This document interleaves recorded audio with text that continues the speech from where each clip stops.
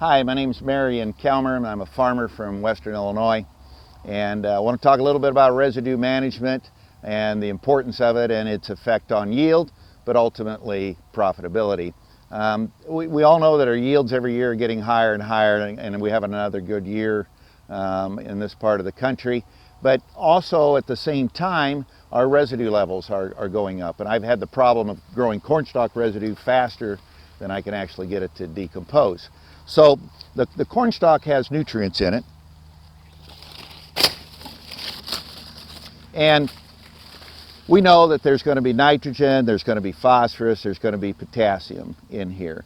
And using exaggeration, if I leave the stalk lay on the ground, it's going to take forever to get it to decompose. And essentially, I'm immobilizing nutrients, and they're going to be stratified on top of the ground. So I'm a big fan of chopping up the cornstalk and the leaves and the husk and the tassel and accelerating decomposition and improving the performance that I'm going to have for the next season.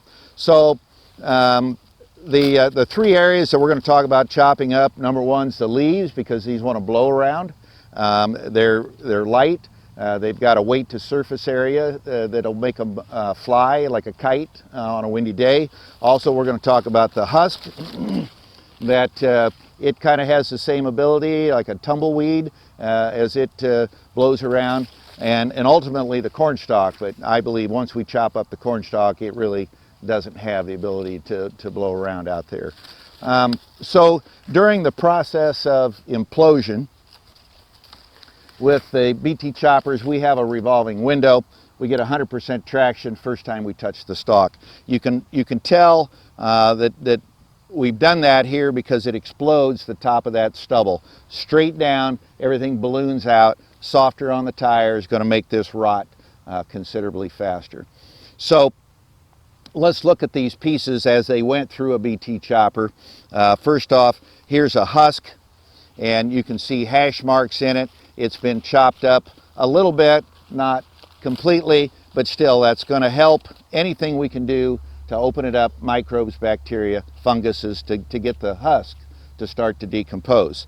The next thing I'm going to look at here are the leaves, and you can see here's one's got a little green on it right here. You can tell that we've taken this big leaf and ran it through the BT choppers and turned it into smaller pieces, and these are going to be less likely to blow across the field. The other upside to leaving some stubble, whether it's 12, 16 inches tall, is that it's kind of my picket fence that's going to help me as my defense mechanism on a windy day that's going to keep these from blowing out into the yard. It'll stop the leaves and the husk, like the snow fence does. Last but not least, we're going to start looking at the cornstalk, the smaller pieces out here, and you can see that we have cut this, but we've also sheared it and opened it up into two pieces. Now this is a greener stalk, a lot of moisture left in it, but now the earthworms and the microbes, bacteria, can go to work on the inside or the pith of the cornstalk. The outer rind or the shell is the hardest part, or almost like the bark, and that's what preserves that stalk from decomposing. So I think I'm going to help accelerate this decomposition process. Now the advantage to that is that we're going to get an increase in yield, because we know there's nitrogen, there's phosphorus, and there's potassium. If I can recycle the nitrogen so that I can get it back into the soil by next June, if I'm running continuous corn, data from University of Illinois is going to be about a 6-bushel advantage. Also the phosphorus, the potassium, we get those right back into the soil. So on a corn soybean rotation, maybe about a 1-2 bushel yield advantage on soybeans. Number two advantage to chopping is I think the soil is going to be considerably drier come next spring, which is going to give me a faster re-entry time. And last but not least, if I've got some more black soil showing around here, then the sunlight's going to hit it, and it's going to make it dry quicker, and it's going to make it warmer, and all of those things help germination come next spring. So if you want to visit our website at calmercornheads.com, You can look at the economics of an upgrade kit. There's an economic calculator there, and you can calculate in the yield advantage.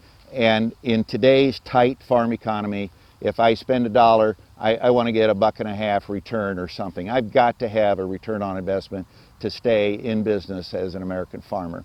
So with that, if you have any questions, feel free to call me on my cell phone, 309-368-1182, and I'll be more than happy to answer your questions. And with that, we hope that we can help you become more profitable and have a more enjoyable growing season next year. Thank you.